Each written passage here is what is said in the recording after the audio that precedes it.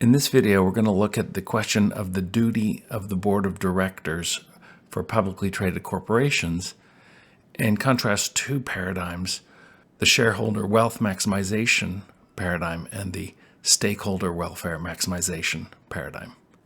Here's the outline for the talk. First, we'll talk about the legal structure of the corporation. Then we'll present the shareholder wealth maximization paradigm, followed by the stakeholder welfare maximization paradigm. In section 4, we'll look at criticisms of both. In section 5, we'll talk about why shareholder wealth maximization prevails. In section 6, we'll talk about how to stop corporate injustice without social justice. And in section 7, we'll talk about a recent manifestation of the stakeholder paradigm called ESG. Let's look at the legal structure of the corporation. We've got an org chart of a typical corporation here. At the top are the shareholders, who are the owners of the company. With each common share is one vote. Those votes are cast for board members on the board of directors. The shareholders elect the directors. The directors hire the CEO, set the CEO's compensation. They also vet important corporate decisions. The president and/or CEO, in turn, hire the senior executives. Let's talk about common shareholder rights. Shareholders are the owners of the company. They get to elect the directors. The directors, in turn, approve all major corporate changes. Shareholders have a residual claim against the profits of the company, and those are paid out as dividends. They also have a residual claim against the assets in the event that the company is wound up. And this is the only class of residual claimant. Now let's talk about debt holders and their rights. The debt holders are bondholders, trade creditors, and banks. They're entitled to interest and a return of principal. They are fixed claimants, not residual claimants. Fixed in the sense that their claims are contractually stipulated.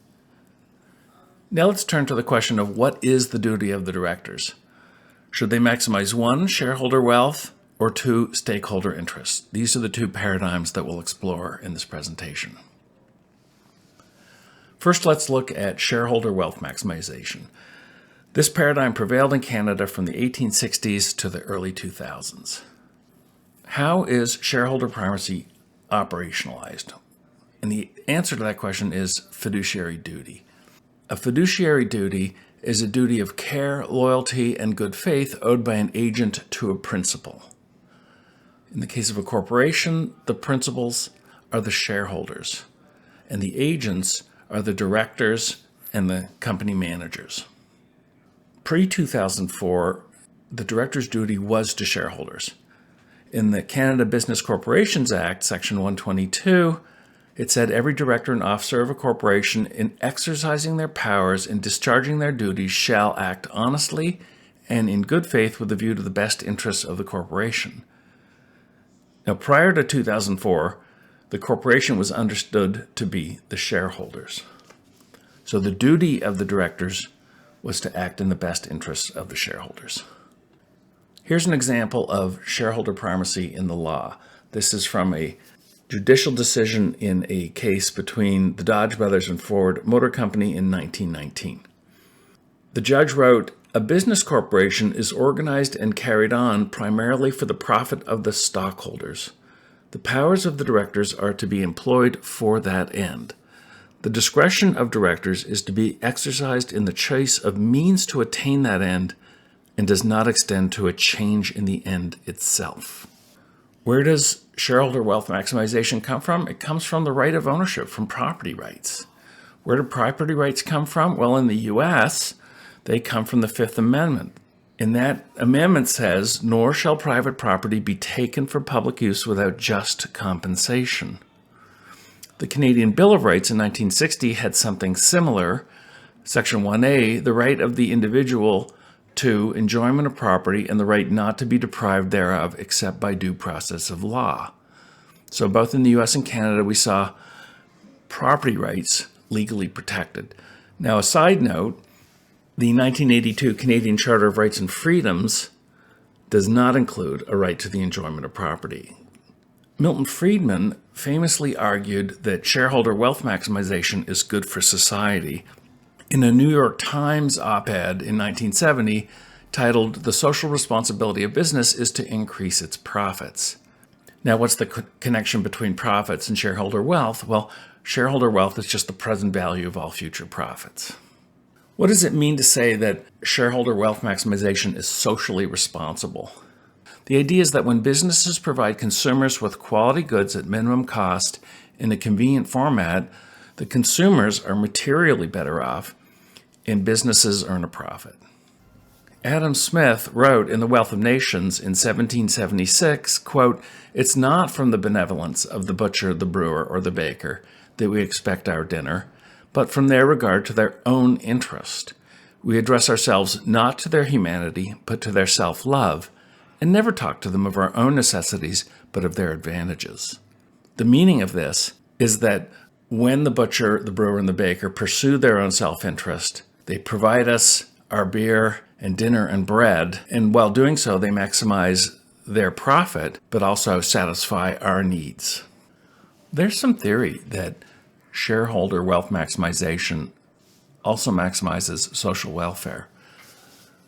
Kenneth Arrow's first theorem of welfare economics shows that a market economy produces a Pareto optimal allocation of resources. That is, a very efficient allocation of resources, the most efficient. The result rests on two key assumptions: that firms maximize shareholder wealth and consumers maximize their utility. Some critics argue that this result is too narrow, resting on some very abstract assumptions. But an important point is that there does not exist a proof that an economy where firms maximize stakeholder interests produces any sort of efficient allocation of resources. Now let's talk about the alternative paradigm, corporate social responsibility, or stakeholder welfare maximization. Who are stakeholders? Well, here's a partial list.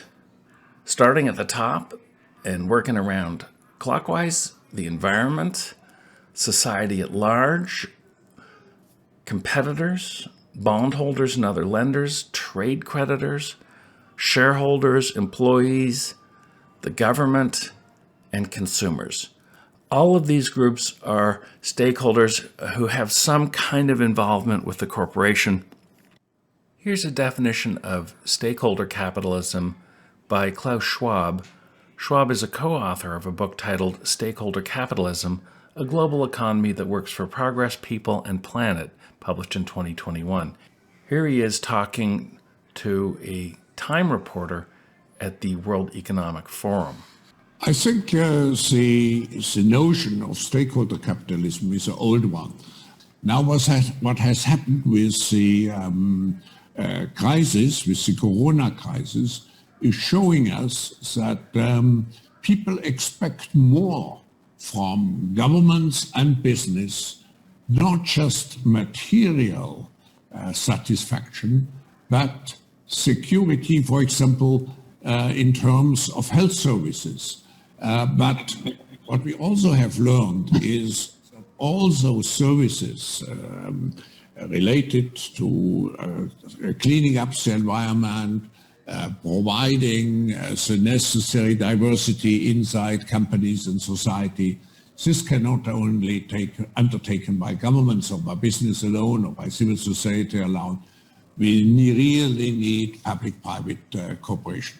So the crisis has shown us we need a mindset change, and we need also to move from a society where business and governments have very separate tasks to a society where the two, together with civil society, work hand in hand. So this begs the question of what a society would look like where government, business, and civil institutions like churches all worked hand in hand. Are there any historical examples of such societies, and how did they work out? Stakeholder capitalism is now the law in Canada. The Supreme Court of Canada came down with two decisions, Peoples in 2004 and the BCE case in 2008, that completely changed the fiduciary duty of officers and directors. Under these new decisions, the corporation does not mean shareholders, or indeed any other individual stakeholder. The duty of officers and directors is to create a better corporation. They must, quote, act in the best interests of the corporation viewed as a good corporate citizen. The implication is that directors must balance the interests of the different stakeholders. The BCE case articulated a new doctrine called responsible business judgment. Here's a quote. There is no principle that one set of interests, for example, the interests of shareholders, should prevail over another set of interests. Everything depends on the particular situation faced by the directors and whether, having regard to that situation, they exercise business judgment in a responsible way. So this is the new standard for the duty of the directors. The first sentence is interesting because there absolutely is a principle that one set of interests should prevail. It was the shareholder maximization principle, and that prevailed in Canada right up to 2004. The CBCA was amended in 2019 to reflect stakeholder capitalism. Now, Section 122 says, when acting with a view to the best interests of the corporation under paragraph 1A, the directors and officers of the corporation may consider, but are not limited to, the following factors. A, the interests of shareholders, employees, retirees, creditors, consumers, and governments. B, the environment. And C, the long-term interests of the corporation. Now let's compare the two paradigms and look at the arguments for and against. First, let's look at some criticisms of shareholder wealth maximization. There are two primary criticisms, one, the Marxist critique, and two, the social contract theory critique. The Marxist critique of shareholder wealth maximization is that it is essentially capitalism. And capitalism results in the exploitation of labor, the alienation of the worker from his labor, and income inequality. Marx believed that through the arc of history, communism would ultimately replace capitalism. He defined communism as the positive transcendence of private property. But it was more than just transcending things. It was the positive transcendence of all estrangement, that is to say, the return of man from religion, family, and state to his human, that is, true social existence. So mankind would not only eschew private property, but also religion, family, and state. The second critique is social contract theory. In social contract theory, businesses derive legitimacy from their ability to fulfill their responsibilities to society. If a business fails to meet the expectations set by society, such as acting unethically or harming the environment, it risks losing its social legitimacy and trust, which can affect its long-term success. Here's a quote that summarizes this view. Quote, business has a responsibility beyond its basic responsibility to its shareholders, a responsibility to a broader constituency that includes its key stakeholders, customers, employees, NGOs, government, the people of the communities in which it operates, close quote. As you can see, social contract theory implies the maximization of stakeholder interests. Okay, now let's talk about some criticisms of stakeholder capitalism. There are 8.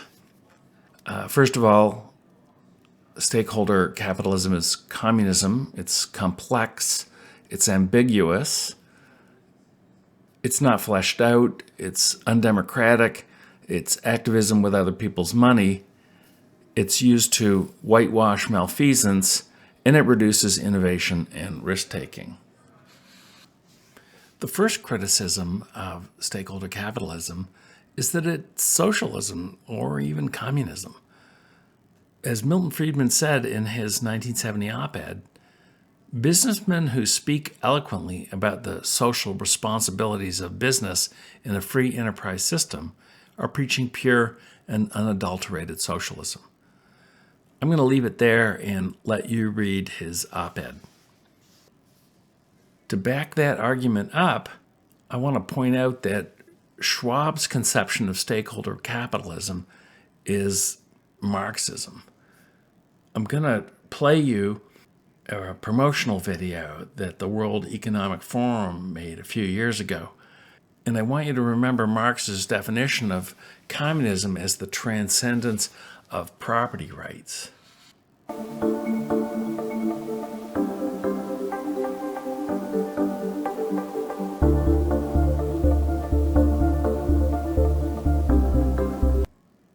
Second problem with stakeholder capitalism is its complexity. Maximizing shareholder wealth is already complex. Maximizing the aggregate welfare of all of the stakeholder groups is much more complex. It's especially impossible if stakeholder interests are in conflict. I'll just point out Kenneth Arrow's impossibility theorem here. Problem number 3 of stakeholder capitalism is, how does it actually work? Will each stakeholder group have a representative on the board?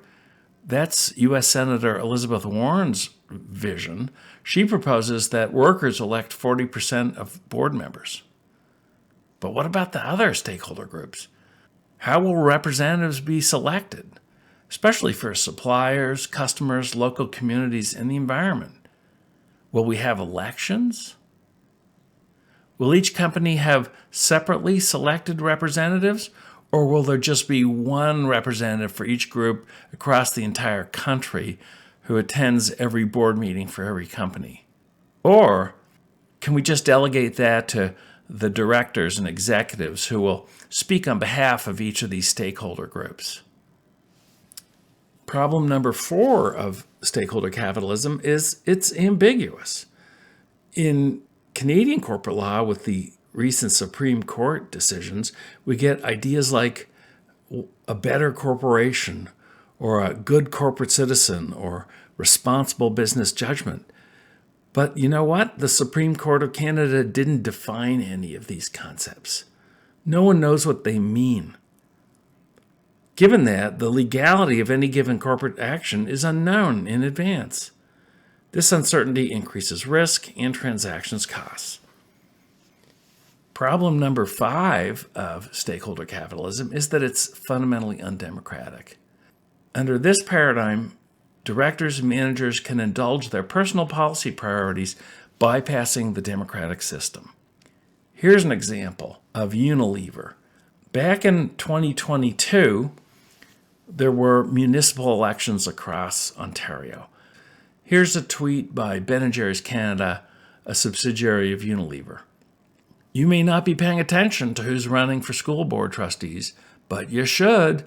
The far right is running candidates who are making our schools more dangerous for queer, trans, and racialized youth. And then it says the far right is stacking our school boards. Well, I happen to have been involved in that election, backing those far-right candidates. Here's one of them, Mike Ramsey, ex-Kitchener cop, who was re-elected in 2022 to the Waterloo Regional District School Board as a trustee. Does that look far-right to you? It's outrageous that a multinational corporation would interfere with local Waterloo region politics. The problem here is that corporate policies like the one selected by Unilever are chosen without canvassing the voting public. They're enacted without consent of the shareholders even. Corporate activism usurps the role of the political system.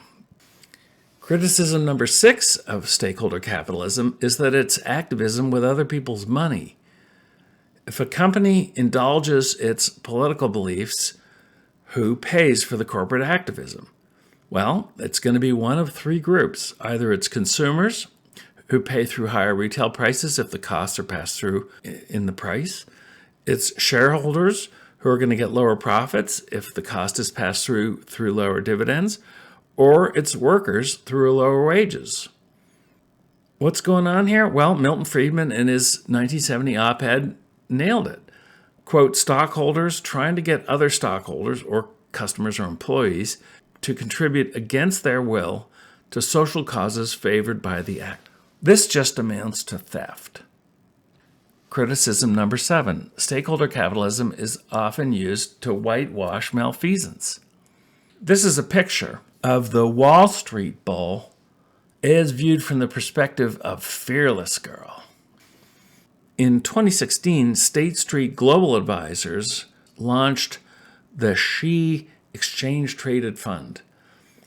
SHE mimics the returns on the SSGA Gender Diversity Index. It includes companies that try to put women on boards or promote women in management. The Fearless Girl statue was commissioned by SSGA, and it was installed on March 7, 2017, the day before International Women's Day. As the Atlantic magazine said, SSGA commissioned the work as part of a broader push to get more women into corporate boards. Or that was the claim. Because, no, that wasn't the real reason. It was a cover-up for sexism.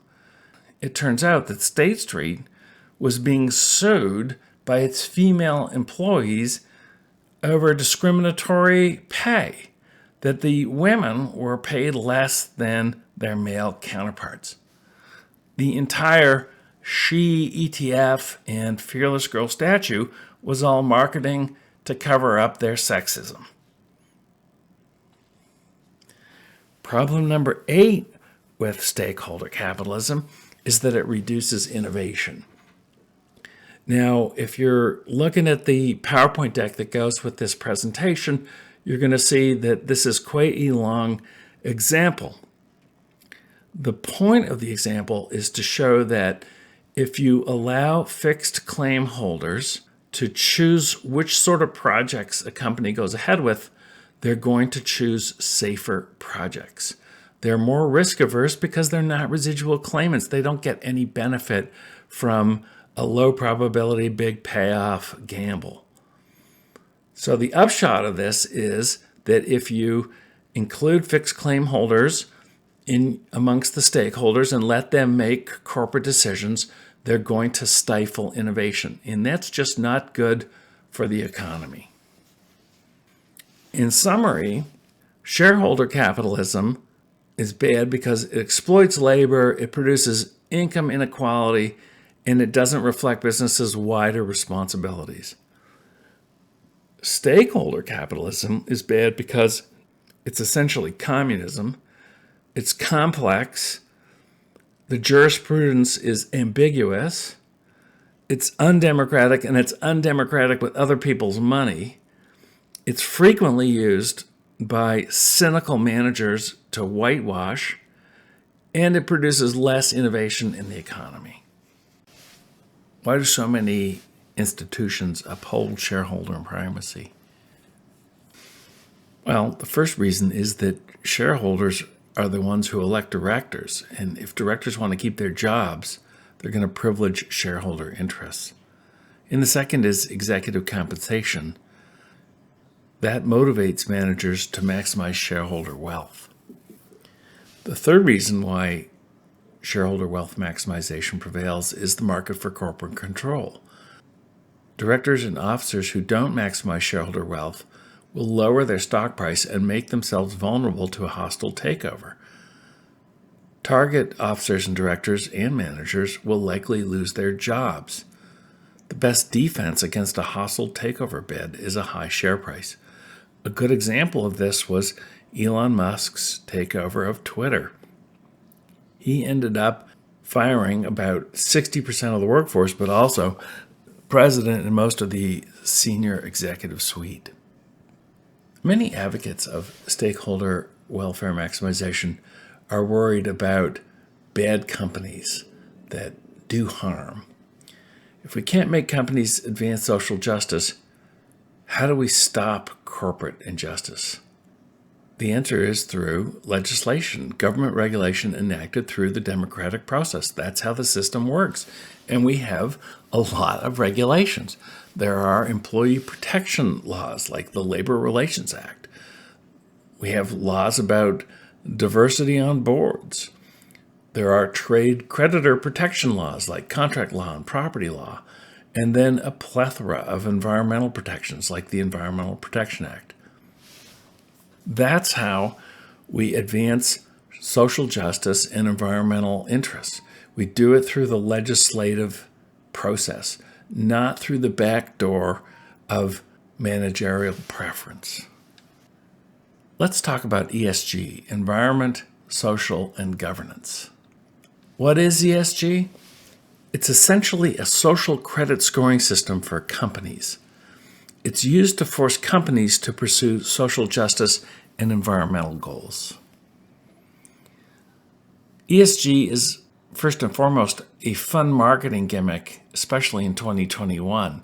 Here's a headline from Reuters: Sustainable fund assets hit a record in 2020. Another headline: money invested in ESG funds more than doubled in a year. That was in 2021. The marketing pitch of ESG mutual funds was that you could earn higher returns and save the planet and advance social justice, all at the same time. Doesn't that sound too good to be true? ESG was essentially stakeholder capitalism. What was happening was that investment fund managers were trying to make corporations socially responsible by using what's called capital force. Capital force comes in two forms. One is to pressure companies to embrace fund manager policies by threatening to use the fund's votes. Keep in mind that with mutual funds, the managers of the fund control the voting rights of the shares, not the unit holders. It's a fundamental perversion of the shareholder model. With mutual funds, the money is separated from the vote, and it's the fund managers who get the vote. The second tactic with capital force is divestment of bad companies. Fund managers and banks try to make capital scarce and more expensive for bad companies. Who's bad? Well, low ESG ratings companies. Here's an example of capital force. In June 2021, an activist investor, Engine Number One, successfully waged a battle to install 3 dissident directors on the Exxon board.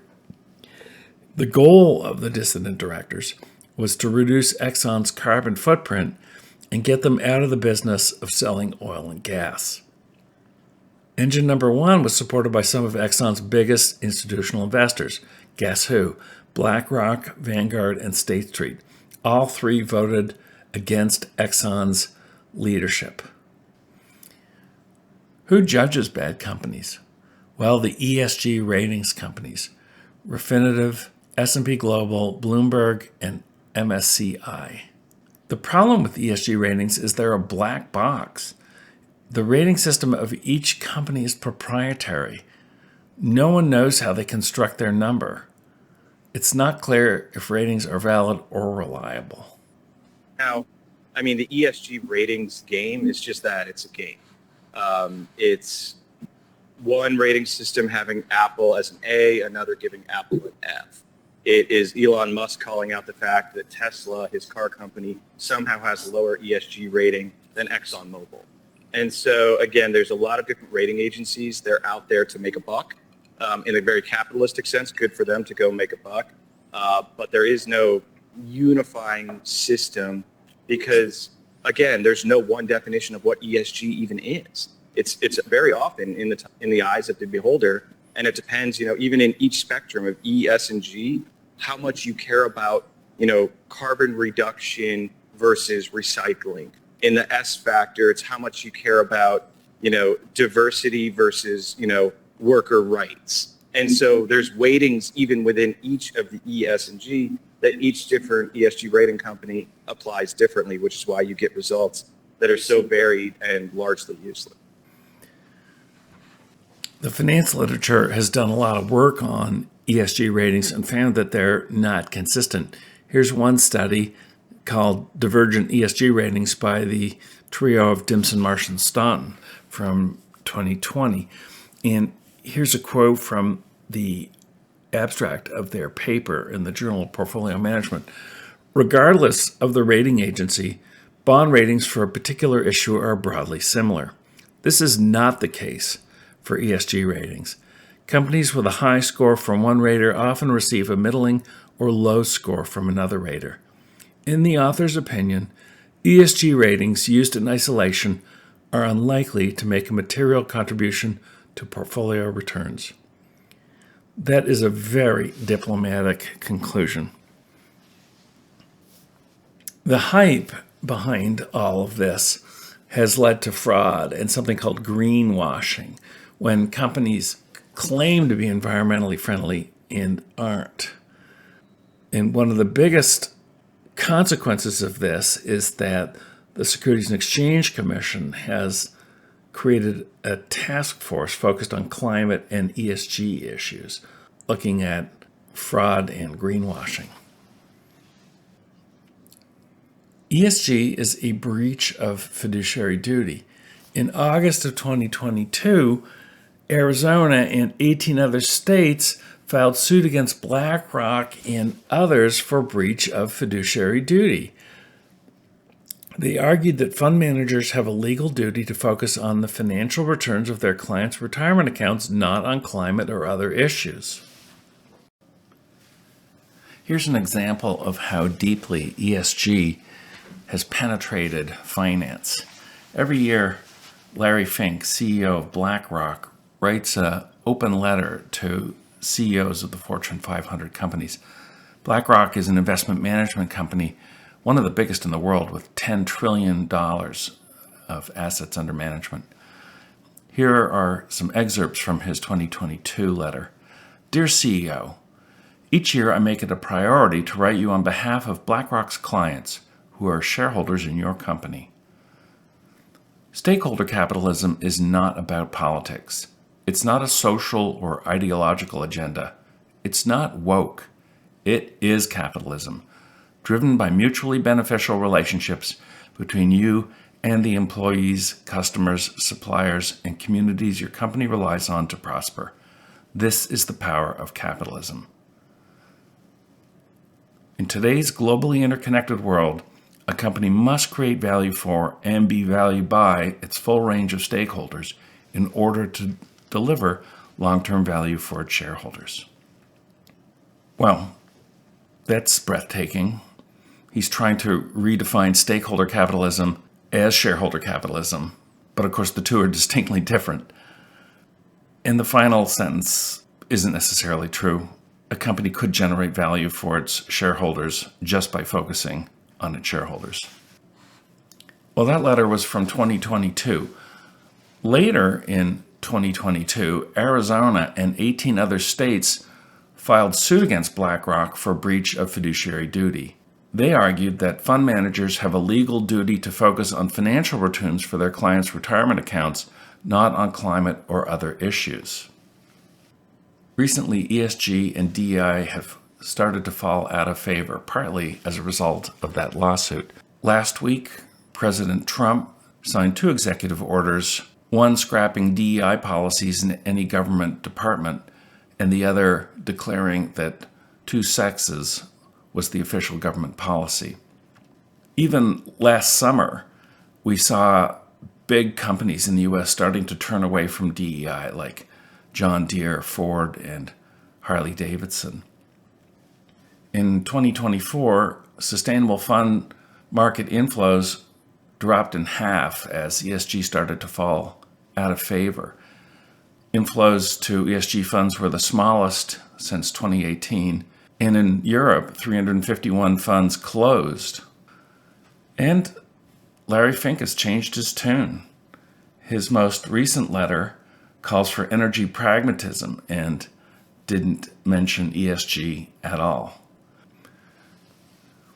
In conclusion, shareholders or stakeholders, which interests should a company maximize? That's a decision you have to make. Learn about it and form your own opinion. That's what university is for.